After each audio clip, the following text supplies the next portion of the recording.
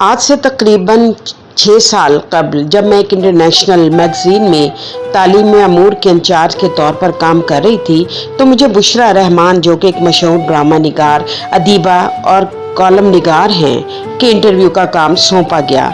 मैंने बुशरा रहमान से फ़ोन पर बात की कि मैं आपसे मिलना चाहती हूँ, तो उन्होंने मुझे कहा कि मैं आपको बताऊंगी कि आपने कब आना है। मुझे महसूस हुआ कि शायद वो इंटरव्यू से गुरेज कर रही हैं, इसलिए मैंने दोबारा फ़ोन नहीं किया।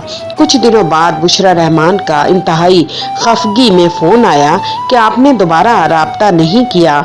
मैंने मैगज़ीन के इंचार्ज से आपका फ़ोन मांगा तो उन्होंने देने से इनकार कर दिया।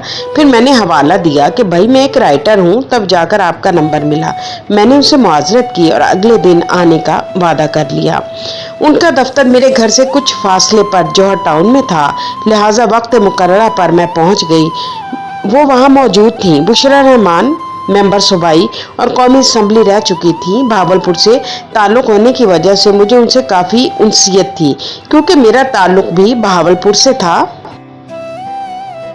लिहाजा वो अपने भावलपुर से उनसियत और ताल्लुक़ को बड़ी वजाहत के साथ बयान करती रही। दौरान गुफ्तगू उनकी शख्सियत के कई राज मुझ पर खुले।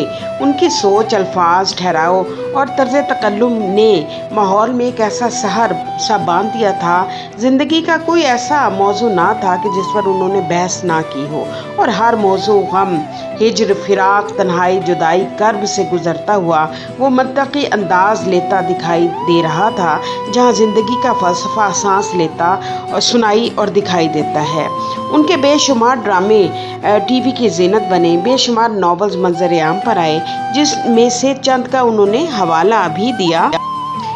प्यासी नॉवल का जिक्र करते हैं उन्होंने कहा कि मुझे कई लड़कियों के फ़ोन आए कि उन्होंने इन नॉवेल्स को पढ़कर अपने घर के हालात दुरुस्त किए हैं। मेरे दिल में ये इश्तियाक पैदा हुआ कि मुझे उनके नॉवल ज़िंदगी में ज़रूर पढ़ने चाहिए। दौरान गुफ्तगू उन्होंने कोई कॉज अटेंड नहीं की, बल्कि ज़िंदगी की बारीकियों में इतनी मुनहमिक रहीं कि उनको ये खबर भी ना हुई कि मैं उनके सामने एक अदीब, शायरा और नक़ाद की हैसियत से उनकी शख्सियत के वो परतों देख रही थी जिनका उनको भी इदराक नहीं था। उनसे बात करने के बाद कुछ देर के लिए ये महसूस हुआ कि जहन और दिल एकदम साफ और तरोताज़ा सा हो गया है।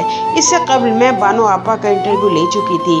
बानो आपा अशफाक अहमद, मुमताज़ मुफ्ती, कुदरतुल्लाह शहाब रूहानी दुनिया के मुसाफिर थे, जबकि बुशरा रहमान अमलियत पसंदी और हकीकत पसंदी की दुनिया को आंखें खोले देख रही थी। इस दुनिया में क्या होता है, मुआशरती रवैये क्यों बदलते हैं, घायल इंसानी रूह का मदावा क्या है, हमारा अलमिया क्या है, मुआशरे की दुरुस्तगी कैसे मुमकिन है। बुशरा रहमान ने कहा कि मेरा मानना है कि एक सरफिरा आएगा जिसके आते ही तमाम हुकूमती निज़ाम दुरुस्त हो जाएगा। तारीख का फेर है, अदवार बदलते रहते हैं, इनफरादी और इज्तमाई सतह पर कभी यकसां हालात नहीं रहते हैं। मैंने इंटरव्यू के अख्ताम पर उनसे एक किताब पर राय का कहा, जो उन्होंने कुछ दिनों के बाद मुझे भिजवा दी। लिखती हैं, अफसाने की नई जहत फहमीदा के यहाँ मौजूद है, जो मगरिब की कहानियों में नज़र आती है। फहमीदा का तुर्रा इम्तियाज़ है कि ज़िंदगी के रोज़मर्रा मसाइल को सादा और सलीस ज़ुबान में अलामत का रंग लेकर बयान कर देती हैं, और यही बात फहमीदा कौसर को मुनफरिद और मुमताज़ मुकाम अता करती है। अफसानों की फ़ज़ा में एक फ़लसफ़ा सांस लेता दिखाई देता है, लेकिन भारी फ़लसफ़ा और मुश्किल अल्फाज का गुमान नहीं होता है, और यही उनकी खूबी है। फहमीदा की बेशतर कहानियों में पुरअसरारियत से सरसराती है, जैसे उसके किरदार सूखे पत्तों पर ठहर कर चल रहे हों और अपनी मंजिल से ना आशना हों, लेकिन कोई अनजानी ताकत उन्हें आगे बढ़ने पर मजबूर कर रही हो। बुशरा रहमान की शख्सियत और उनकी गुफ्तगू कई दिन तक दिलो दिमाग को मुनव्वर करती रही, और फिर वो वक्त गुजरता गया। एक दिन अकेडमी ऑफ लेटर्स में उनसे मुलाकात हो गई। मैं बहुत खुश दिली से उनसे मिली। अहमद नदीम कासमी के बरसी के मौके पर इस तकरीब में मुझे भी ख्यालात के इजहार के लिए बुलाया गया था।